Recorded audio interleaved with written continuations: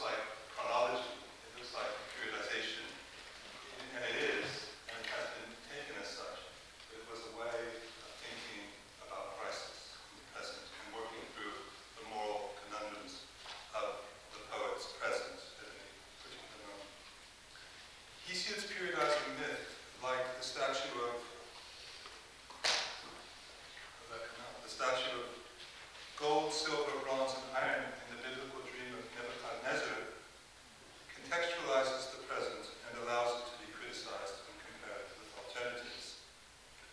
I don't have time to really talk about the dream.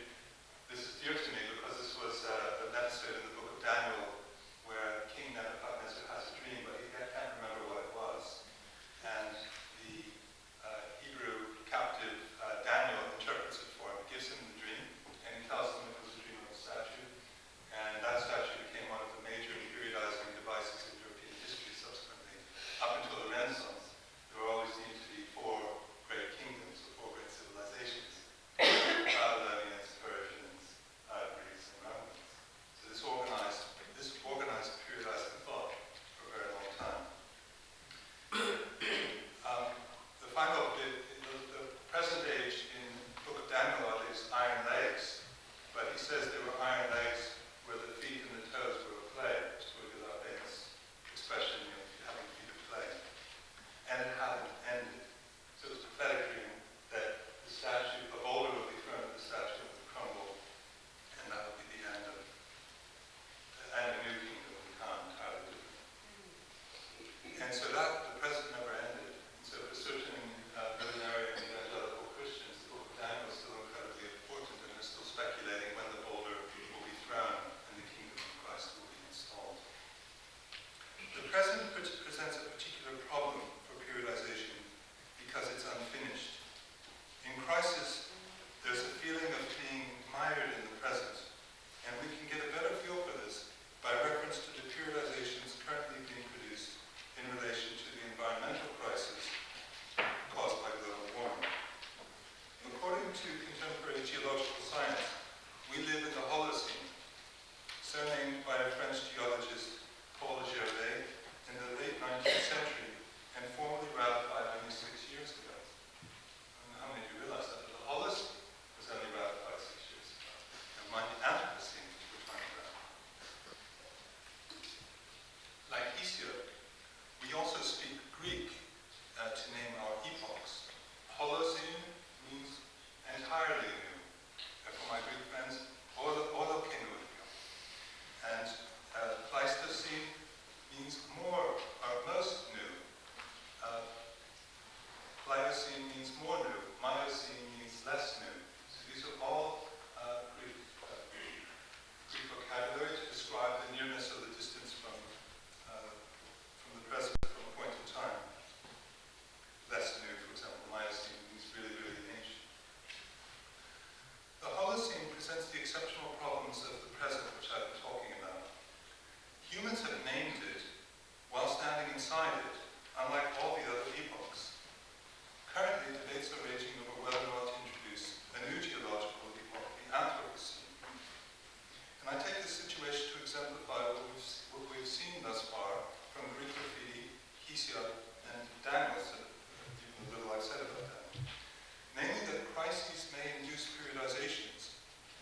Our present crisis arises from growing fears I hardly need to tell you over CO2 emissions with all of the dangers that come in their wake. These trends portend dire consequences, which are beginning to be felt now. Will the Earth remain habitable, is the question at the center of the critical moment. I don't know how visible that will be.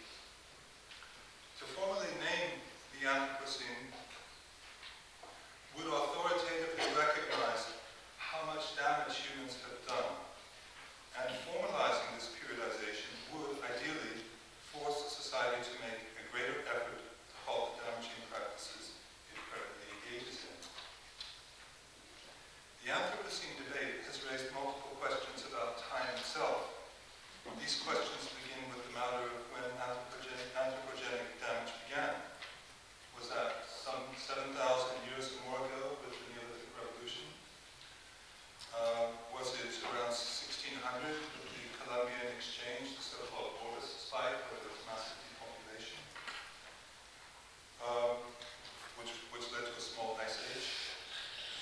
Was it brought on by the steam engine in the early 19th century or the dropping of the atomic bomb in 1945?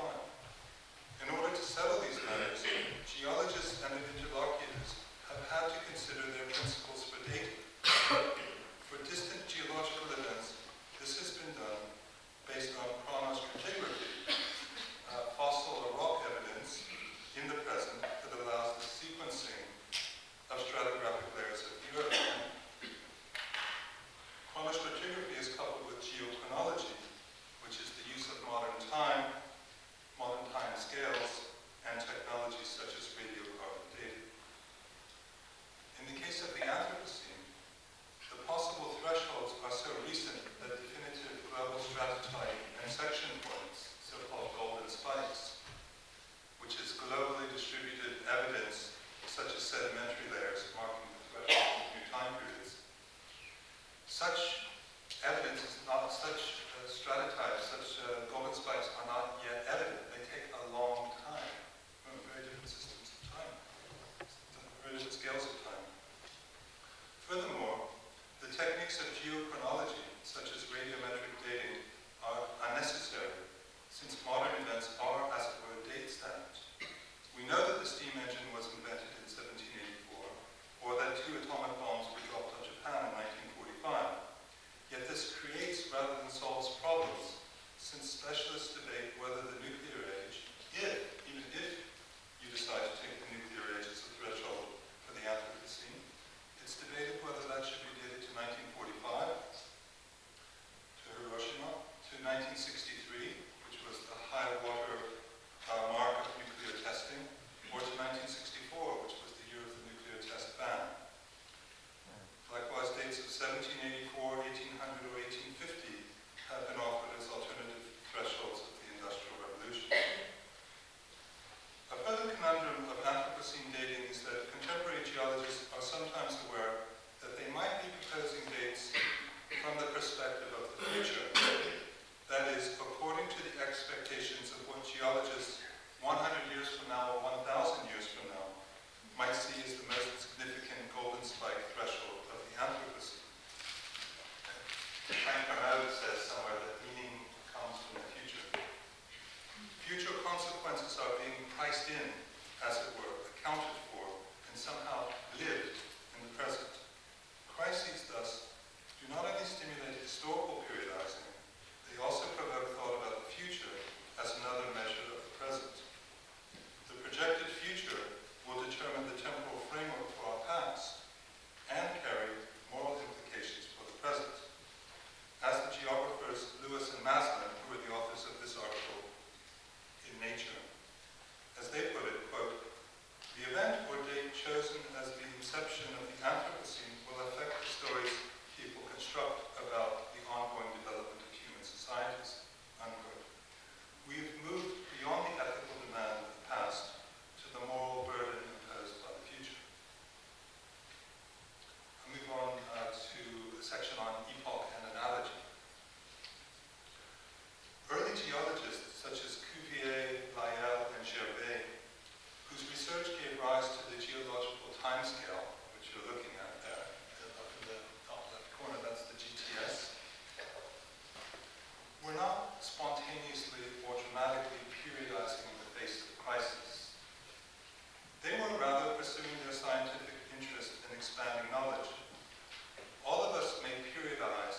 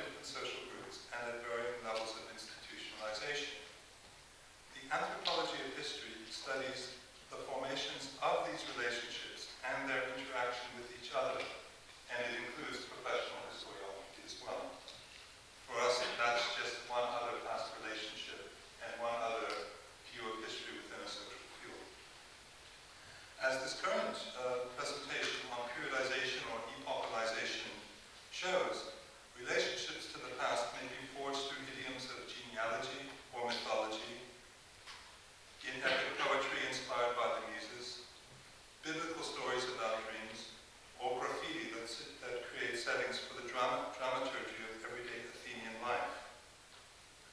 The study of periodizations reveals the political and economic concerns of the societies which proposed them, while also exposing the society's assumptions about time. The anthropology of history disposes us to a presentist approach, not in Francois Hartog's sense, which treats presentism as a current and lamentable phase of obsession with the present, but more in line with Benedetto Croce and R.G. Collingwood, who saw all history as inevitably filtered through present thought. This is hardly news to anthropologists because we've always thought of ourselves as doing history from the present going backwards, as opposed to historians who seem to locate in the past and move from the past forward.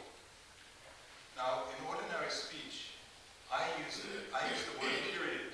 I use the term period to refer to divisions of time. A word like eon, or age, and epoch do not sound right in everyday English. They belong to sacred timescales associated with the Bible or to scientific vocabularies.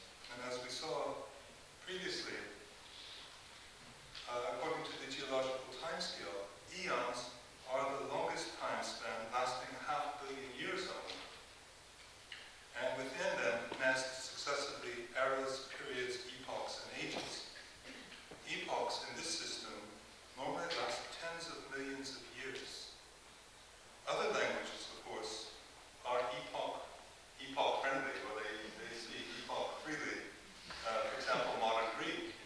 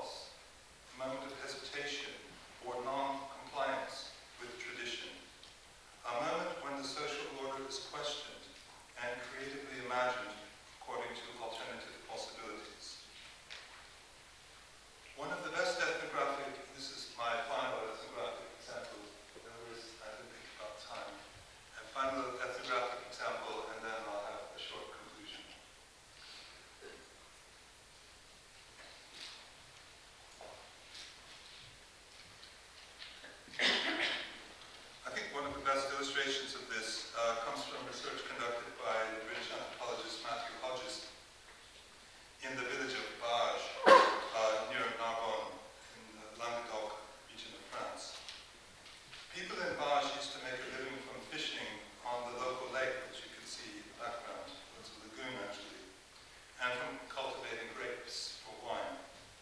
Since the 1950s, both of these practices, fishing and viticulture, have declined, and outsiders, including tourists and owners of summer homes, have come to make up a larger percentage of the population. The majority of the local population, if you like, the original local population, now make their living from working elsewhere. Very few live from the natural resources of Baj any longer. Meanwhile, the village has increasingly become a tourist destination, which showcases the fishing and wine-growing activities of the past as heritage, to be learned about and appreciated. Elderly locals told the anthropologist that in the olden days, à l'époque, people worked most closely together, more closely together, and mutually helped one another and celebrated more festivals together. For example, after the great parties. The current epoch, they say, is one of incessant change. Everything changed, they say, tout a changé, around 1960. The previous epoch, according to them, was one of stability stretching far back in time, and the village was like a family. So they say everything changed in 1960, and before that, we had this incredible stability and solidarity and mutuality in the village. Now, I can't summarize all of the anthropologists' ethnography here, and many French anthropologists have studied this subject as well. But to put it simply, the past in Baj was always changing, actually. The village economy had been changing all the time with droughts, with technology, with war and disruption. In the words of the American cowboy and humorist Will Rogers, things ain't what they used to be and never were. The Bajois image of the past and their periodization into epochs is basically a myth. Not much different from Hesiod or the Book of Daniel. It becomes clearer how such epochal schemas serve as resources for dealing with the present. In Hodges' words, the division into periods in Baj was a way of comprehending, quote, the uncertain, globalized, processual landscapes of contemporary French modernity, unquote. In other words, the division into epochs should not be taken seriously as chronology. It is, rather, a device for thought about society in an unstable present. Epochalization is society's way of suggesting to itself that it has the potential to be otherwise. A team that has won in the past but is now losing might find reassurance and motivation by reflecting on past attainments. Jean-Pierre Vermont similarly read Hesiodic myth not as chronology, but as a reflection on how to be in the present, an evocative reminder of the choices between hubris and justice that must be made in order to improve the present. An ethnographic approach to periodization reminds us that local historicizing does not proceed as a dispassionate assessment of material facts like professional historiography. Popular histories and periodizations are produced by current sociality, the intensive and often unspoken qualities of connection that people discover or posit between themselves and past time. The destabilization of contemporary life in Baj stimulated representations of previous sociality characterized by stability and greater communal cohesion. There is an affective content to this history. In this case, we might characterize it as nostalgia for a better past, a romantic idealization of past social equality and mutuality. Feelings of loss, desire, or perceived alignments make the past a template or a metaphor for the present. And there's many more examples than I could give, but in the interest of time, for example, Daniel's work and my own work about how people resort to periodizing and epochalizing schemas and classes. But I want to pass on to my conclusion, which is mercifully brief. The various examples of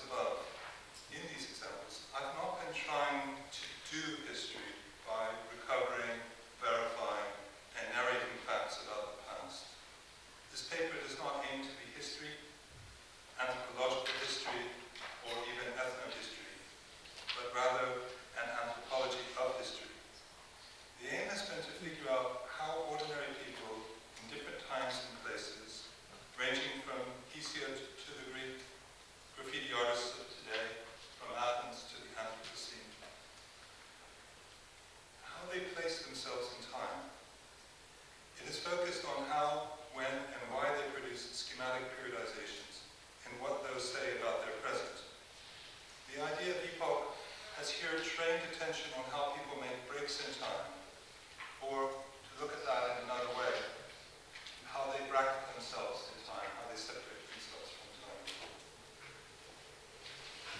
People do this perennially for a great variety of reasons, such as when writing the epigraph of a book.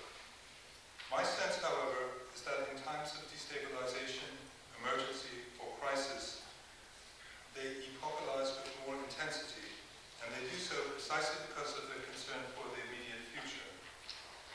What will come next is the question on the tip of everyone's tongue in the midst of a crisis. I do not think that they periodize because they think that history is the teacher of life, or that those who do not know the past are doomed to repeat it.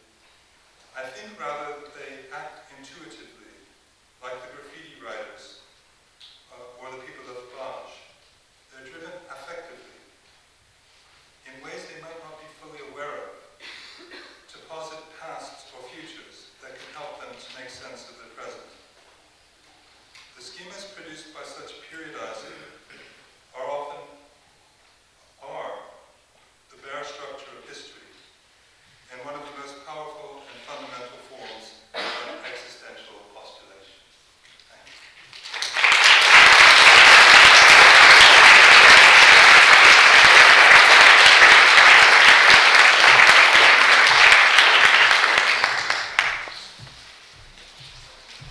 Thank you, Charles. It's a wonderful plenary, and I hope you found the same inspiration that I always find listening to Charles speak as well.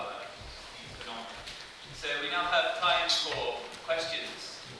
So I'll open the floor. First come, first served.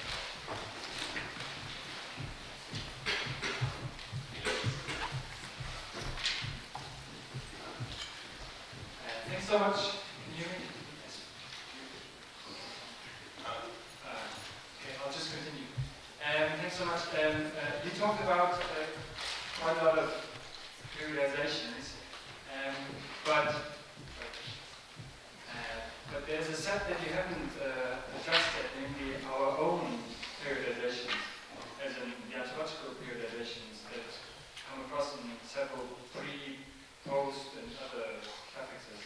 And I'm saying that because I have long worked in anthropology of post-socialism, and Andrew Gilbert has reminisced about, and others, they have reminisced about our problems with periodization.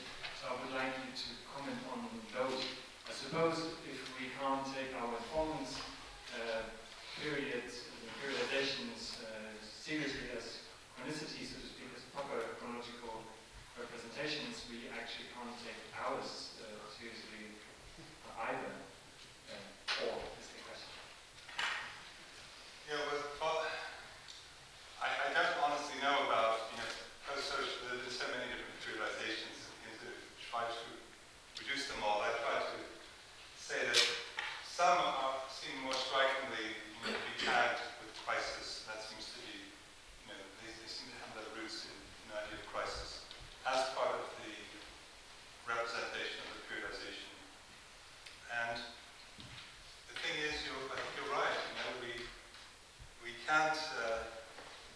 They're all constructed in their particular times and for their own emotional and political needs. And yet, like that dream of Daniel's, it's taken utterly seriously for 2,000 years as the prime way of segmenting history. So I think that's one of the points, is that they are referenced to a particular time that produced them. They're arbitrary, or they're useful in their own ways at that time as they're produced. And they can get taken very seriously nonetheless. So that's where we are. And people who produce, well, I'll be interested about post-socialism, which became a kind of industry, of discipline, a recognized sub-discipline in anthropology. How much do people, and I'm sure this must be studied, I'm just not aware of it, do people in the former East Bloc refer to their current situation, or were they referring to it as post-socialism before they started reading sort of academic Western social science? Social science. Don't know. Thanks, Josh. That was wonderful and thought-provoking as always. I wanted to challenge you a little bit to think a bit more about the relationship between this anthropology of history that you're doing and an anthropology of time, in the sense that I'm not entirely sure, for example, that this last example that you gave really shows what you wanted to show, or that it relates as well to the previous kind of ethicalizing that you were illustrating. And what I mean is this, that you were talking about a sense of crisis. Right? But I wonder if we shouldn't make some kind of distinction between what Veena Das would call a critical event, right, and what we might call some sort of nostalgic threshold, right? Where, I mean, with nostalgia, as you find here, you're talking about nostalgia for something that won't return. Yes, so it's the past. There's a kind of break, right? But I'm not entirely sure that it emerges from the same kind of sense of crisis that you have, for example, now if we can talk about a post-Brexit epoch, where the future is not visible, right? And where that itself produces this need to think about what is post about that moment. So I just wanted to bring that up as something maybe to think about. I think that the bottom line is that what's an epoch is actually what was nicely clarified by Hodges in that article, which I didn't necessarily present all of. So maybe I was thinking it had more associations for me, but I didn't quite lay them all out. But he says that it's all about sociality, and it's all about the way of doing things collectively, that there are certain communal practices. So the past epoch was a time when we all worked in certain ways. It was a lot driven by the kind of labor people did, the kind of products that they produced, the kind of consumption that they did, the kind of festivals and celebrations that they engaged in all together. And so at a certain point in time, those stopped. And that, as much as anything else, was the criterion for considering it an epoch. The epoch was a time in which certain practices held sway and certain morality was in practice. And then that changed. So the threshold is that. That's the bottom line. So what does that say about the epochs? Post-Brexit will be seen, I mean, I think Brexit will be epochal, at least in some way, as a periodizing moment. But we won't quite know for sure for a little while still. If I could say one other thing about that, because your question really said quite a few things at the beginning, is that in the kind of epochalizing that you see in those Greek graffiti at the beginning, yes, there's a certain amount of history in them, but not a lot. It is a kind of, there was a certain moral way of being, if not in the French case, a certain number of practices that we did. We had a certain ethos at that time, and that ethos has been lost. And the periodizing scheme is, I'd like to argue, is really reflecting a deep rumination on time and ethics. And that is also would like to just stress it's not always history. That's what you were asking. I don't see this as an anthropology of history.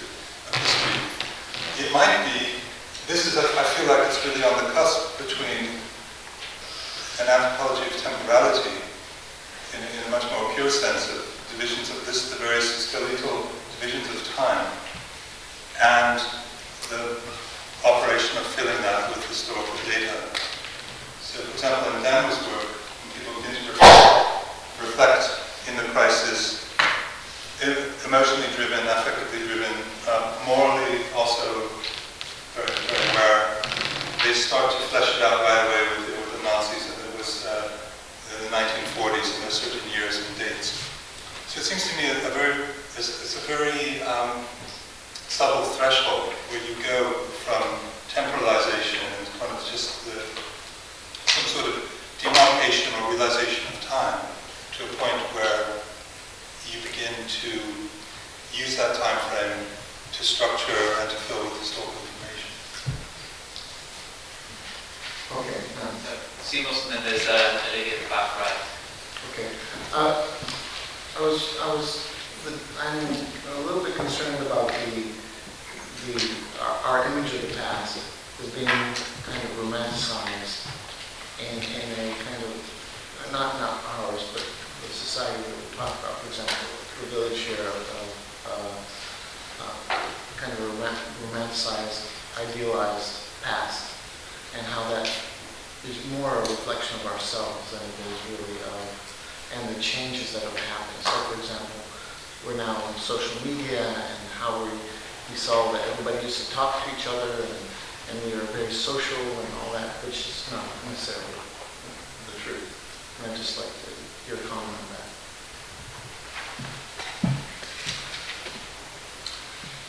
Well, all sorts of things are possible. As people who study these kinds of digital and social and electronic media have said, I mean, technology, just apart from any other arguments that I've been making, technology doesn't always deliver you, more progressive modernity. And it can have unpredictable effects. So that, in a past epoch, if you like, when you left home to work in the city, you became very individualized. Say you were from the island of Naxos, where I did my research, and you moved to Athens. You might have very, very sporadic contact, and the telephone call might have been very expensive. You might have only had contact with your parents once a week or once a month or something like that. Or if you moved to America, a few generations earlier, you might not have any contact except by letter, once every few years, and maybe only see them once in a lifetime. With modern media, of course, you can be on Facebook with them, and it's kind of rolls back time in a way. So you're in a system of relationship where you might as well be in the village, because everything that you see, everything you do, they see, right? So you can redeliver, whereas individualization was one of the suspected increasing progressive results of modernity. That's not really been delivered by social media. In fact, as Danny Miller was saying the other day in our department, it's made us look more Melanesian than ever before. We have a lady at the back, Dimitrios, and then a lady here in the centre. Hi, thanks very much indeed. I'm interested in the temporality of the interval. So what happens when crisis becomes chronic, which is how you started thinking about the Greek situation, and how that itself has a kind of historicity to it, or itself has a periodization. And I guess I'm sort of thinking about contemporary ideas about the chronic present, all sorts of articulations of the continuous present or non-stop inertia, or ways in which we might be living through a time to which the present itself has become not just contracted in terms of the interval getting shorter and shorter, but in fact something a bit different, which is about a kind of chronic stuckness about the present.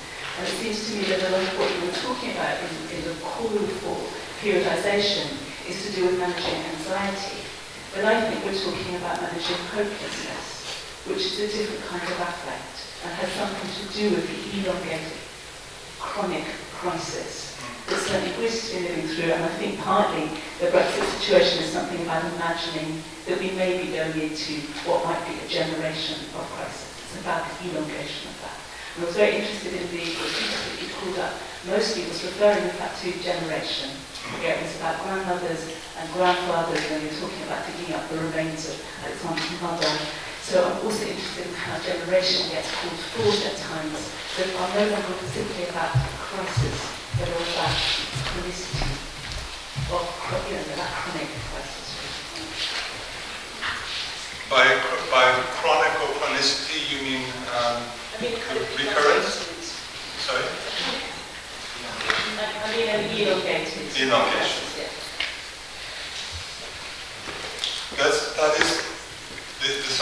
is the situation, yes. Whether it's hopelessness, which I don't doubt that it is, a sense of anxiety, which may or may not be related to that hopelessness, a sense of aporia, of not having answers, a sense of desperation.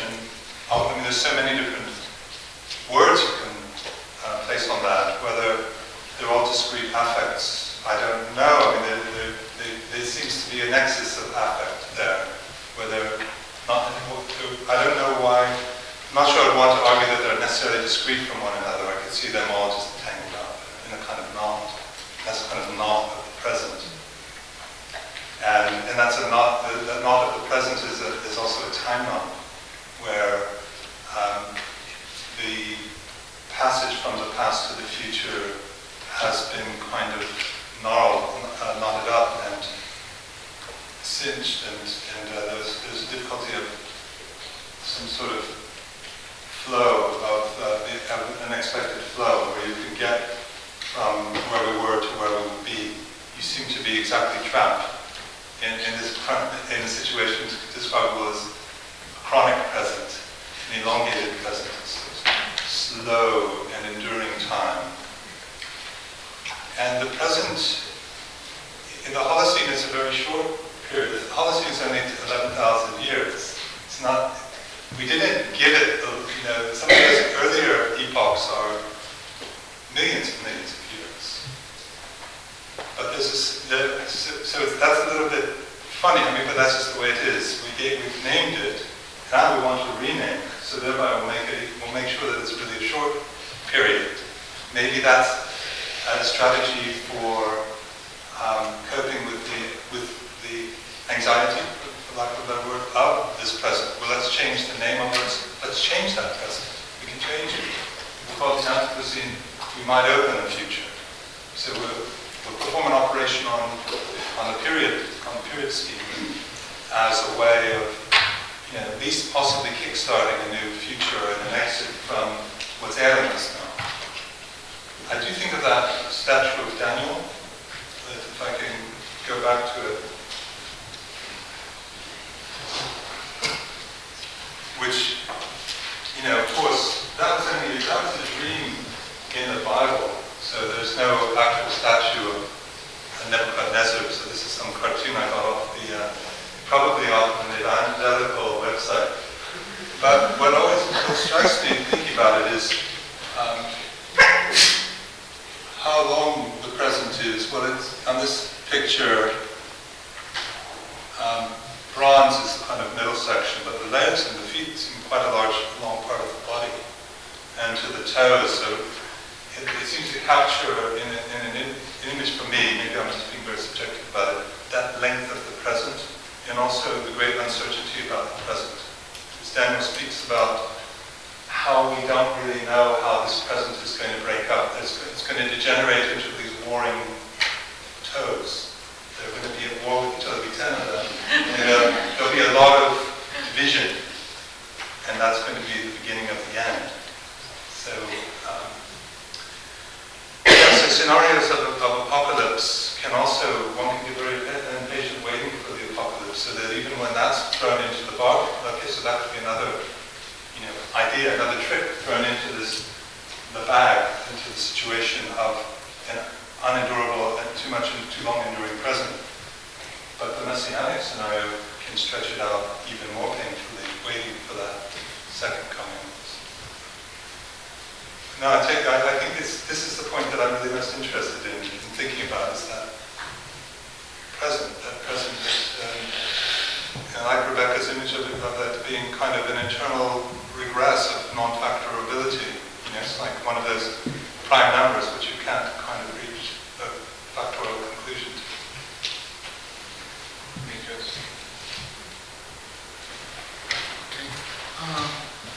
It seems that you are introducing this new analytical term, epocalization, in terms of the theoretical framework of temporality. I suspect there is greater theoretical significance there, and I think it can help us work with a much broader theoretical framework, looking at with the theories of culture, for example. I see the vernacular version of epocalization epocalization as amateur theories of social change. I'm sorry, say that again? As amateur theories of social change. Which one? Which? Well, the local narratives of Okay, people okay. regarding epochs. It's like their effort to talk about culture as a disappearing object or as a reappearing object. And there is much broader significance there. I think here we have a very new dynamic term. Would you agree with me that there is such potential? I'm just to make sure that, because you were fading in and out of the You're saying that these people in Baj, for example, or even people in Greece, there's a local, what would you call them, folk models of time. Take Matt Hodges' example. Yeah. Yeah, which is local people delivering their own vernacular versions of what is one people and one another. Yeah. And all this is about social change, how they see it. Yeah. And it's amateur sociology. Yeah. Yes. This, if you like, this is a study of their model, other people's models of social change and of time and of history in a kind of nexus where I'm not jumping to history as having a preconception about what history is and what it looks like. This is a study of the crucible in which time, social experience, sociality, and something like history, in its varying local modes, all take shape together. And that's my object of study. Just like anthropology has always been interested in the local point of view, I'm trying to avoid imposing my idea of history and what history should look like as, as something that's based on data and facts and our idea about historical time and so on, and trying to identify the local relationship to the past, what I was calling past relationships, the local production of history. Surprisingly enough, it hasn't been done systematically. Many anthropologists have done, they're not unaware that such things happen, and in certain areas of ethnography, they've done a lot more on this. But in general, there hasn't been any systematic, concerted thinking about, and comparatively about how people do history, how people do what could pass for history in other places. So yeah, the fact that those are folk models doesn't bother me at all, because that's what I'm most interested in. Now, I don't know why did you say that makes it a novel? Because I feel here you are offering a very dynamic analytical term, which can be extended way beyond the frame of temporality. You can do economic anthropology with it. Yeah. You can do many other kinds of anthropology. He's saying that this framework of epocalization can be taken beyond the study of the anthropology of history to many other inquiries, including economics and so on. Precisely because historical thought could take place really in relation to what we would otherwise, we would section off as economic activity, if you're following the guidelines of Western historiography. Maybe back there first. This lady waiting very long time. You go there.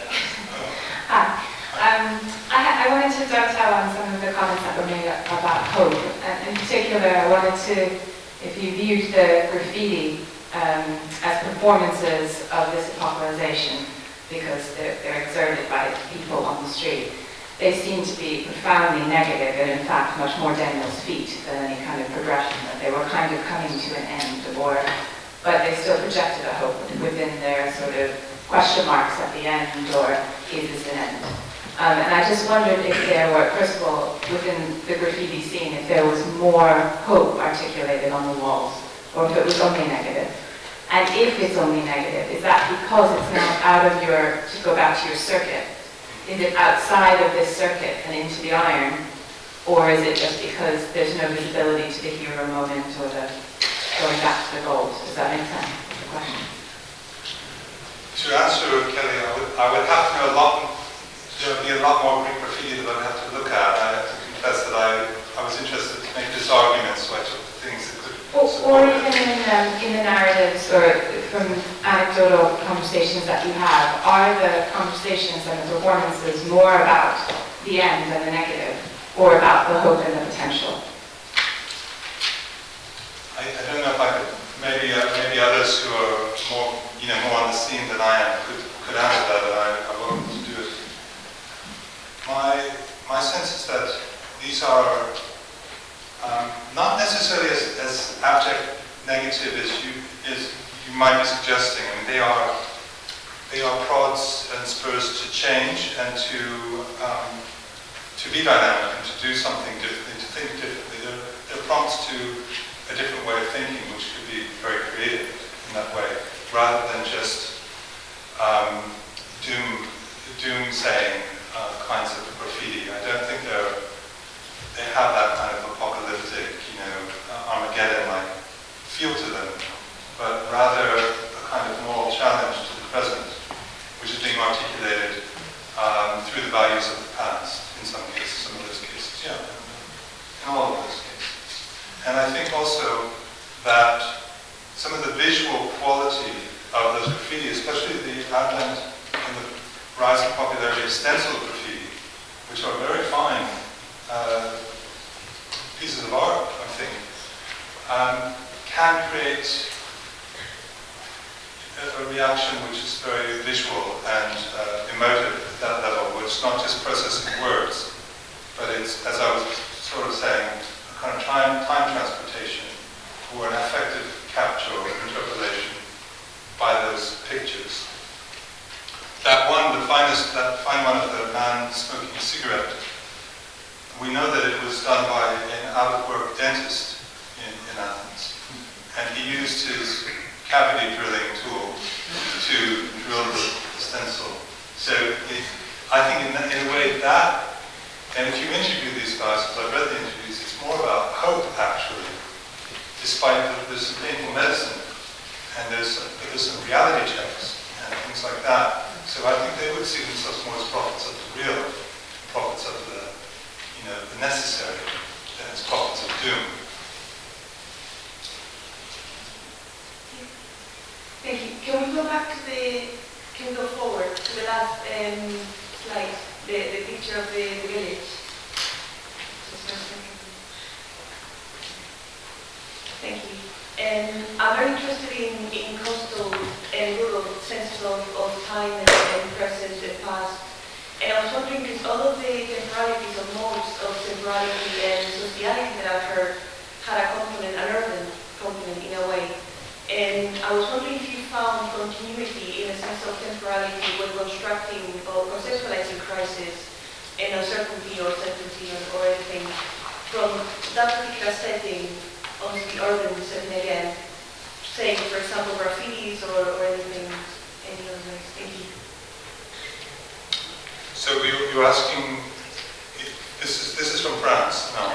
Oh, yeah, okay, yes. In Greece, for example, you visit or you do a lot in any rural settings or any coastal locations?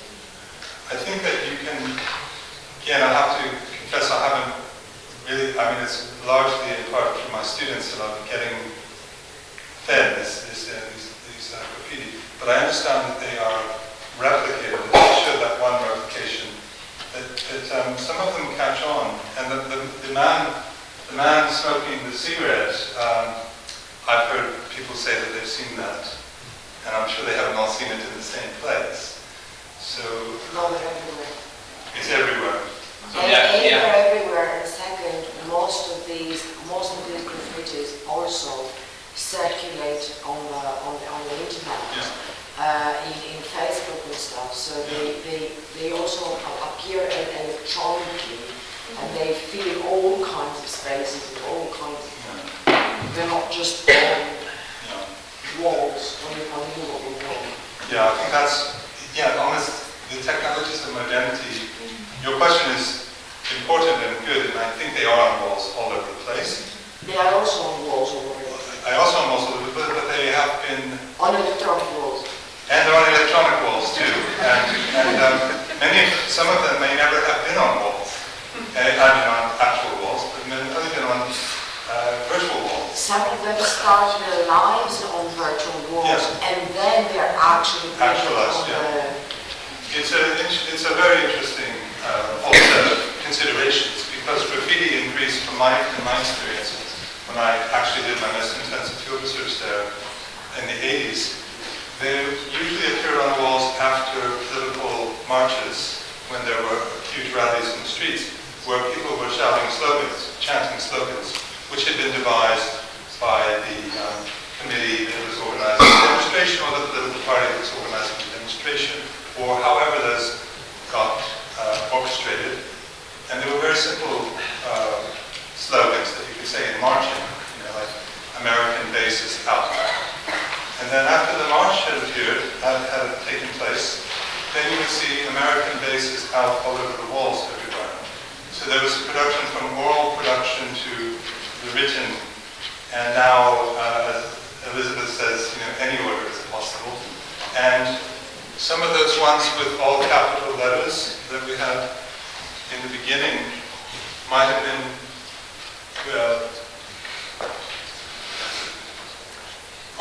that's one with all capital letters. Yeah, all capital letters.